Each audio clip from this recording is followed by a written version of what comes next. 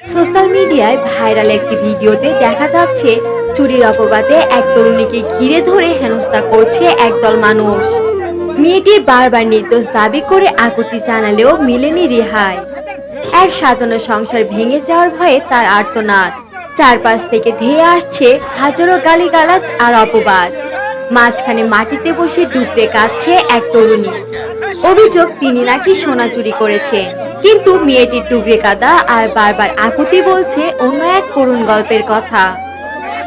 ভিড়ের মাঝে কেউ যখন তার চুলের মুঠি ধরে টানছে, তখন মেয়েটি চিৎকার করে বলছিল, ভাই আমি চুরি করি নাই, দোহাই লাগে আমারে ছেড়ে দেন।